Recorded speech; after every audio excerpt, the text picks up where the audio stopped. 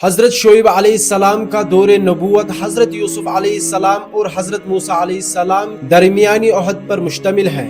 آپ قوم مدین کی طرف مبعوث ہوئے جو کہ حضرت ابراہیم علیہ السلام کے بیٹے مدین کی نسل سے تھے۔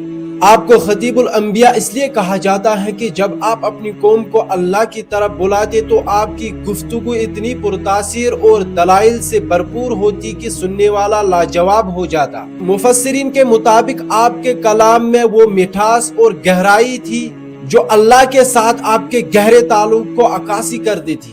آپ کی شخصیت صبر، حلم اور بہترین بصیرت کا مجموعہ تھی۔ مدین کا علاقہ سعودی عرب کے شمال مغرب میں شام کے بارڈر کے قریب واقع تھا۔ یہ علاقہ تجارتی قافلوں کا مرکز تھا جس کی وجہ سے یہاں کے لوگ بہت امیر اور خوشحال تھے، لیکن مادی ترقی نے انہیں اللہ سے دور کر دیا تھا۔ وہ دو بڑی برائیوں میں مبتلا تھے۔ وہ اللہ کے ساتھ بتوں کی پوجا کرتے تھے اور ایک گھنے جنگل یا درخت کی عبادت کرتے تھے جس کی نسبت سے انہیں قرآن میں اصحاب الایکہ بھی کہا گیا ہے۔ یہ دنیا کی پہلی قوم تھی جس نے باقاعدہ طور پر ناپ تول میں کمی کو اپنا پیشہ بنا لیا تھا۔ وہ لیتے وقت زیادہ لیتے اور دیتے وقت کم دیتے۔ اس کے علاوہ وہ تجارتی راستوں پر بیٹھ کر لوگوں کو لوٹتے اور ان پر ٹیکس لگاتے تھے۔ جب قوم کی بددیانتی حد سے بڑھ گئی تو حضرت شعیب علیہ السلام نے انہیں پکارا۔ آپ کی پکار میں نرمی بھی تھی اور سخت وارننگ بھی۔ آپ نے فرمایا، اے میری قوم، اللہ کی بندگی کرو، اس کے سوا تمہارا کوئی معبود نہیں۔ تمہارے پاس تمہارے رب کی طرف سے واضح دلیل آ چکی ہے، بس تم ناپ اور تول کو پورا کرو اور لوگوں کو ان کی چیزیں کم کر کے نہ دو۔ آپ نے انہیں معاشی اصول سمجھاتے ہوئے ایک عظیم جملہ ارشاد فرمایا جو آج کے معاشیت کے ماہرین کے لیے بھی مشعل راہ ہے۔ آپ نے فرمایا، اللہ کا دیا ہوا وہ منافع دیانتداری کے بعد بچ رہے، وہی تمہارے لیے بہتر ہے۔ آپ کا مقصد یہ تھا کہ حرام کی کثرت سے حلال کی قلت 1000 درجہ بہتر ہے، کیونکہ اس میں اللہ کی برکت شامل ہوتی ہے۔ قوم کے سرداروں نے جب دیکھا کہ حضرت شعیب علیہ السلام ان کے صدیوں پرانے تجارتی نظام پر ضرب لگا رہے ہیں تو انہوں نے مذاق اڑانا شروع کر دیا۔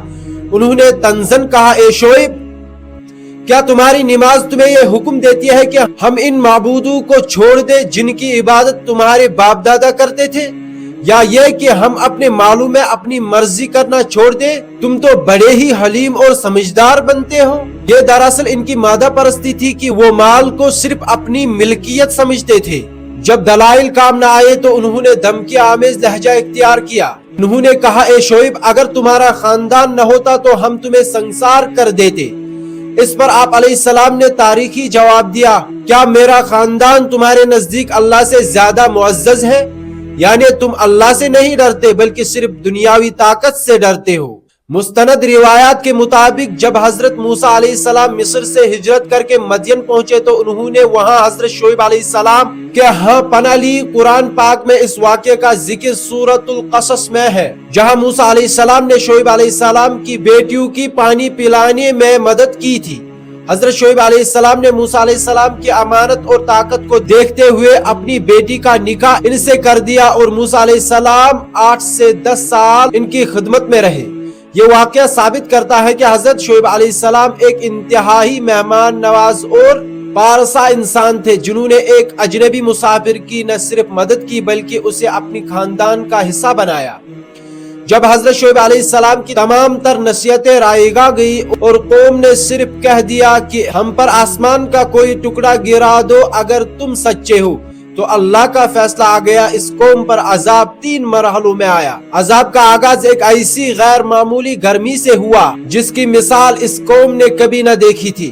مفسرین بیان کرتے ہیں کہ اللہ تعالیٰ نے ان پر ہوا کا چلنا بند کر دیا جس سے سانس لینا مشکل ہو گیا۔ یہ گرمی 7 دن مسلسل بڑھتی رہی۔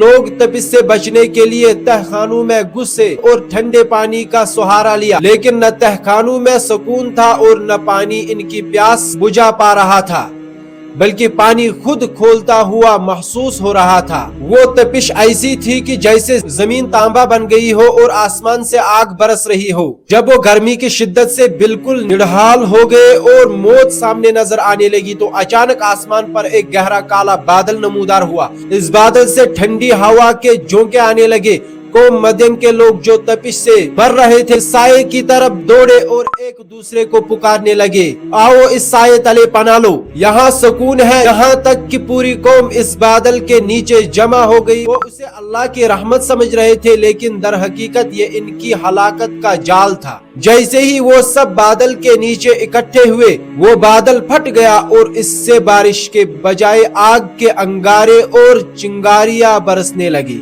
अभी वो इस आग से बचने की कोशिश कर ही रहे थे कि अचानक आसमान से एक ऐसी होलनाक और दिल दहला देने वाली कड़क पैदा हुई कि इसकी आवाज की शिद्दत से लोगों के दिल फट गए और वो वही ढेर हो गए। जो इतनी ताकतवर आवाज थी जिसने जिंदगी की हर रमक को फना कर दिया। इस चिंगार के साथ ही जमीन में जोरदार जलजला आया जिसने पूरी बस्ती को हिलाकर रख दिया।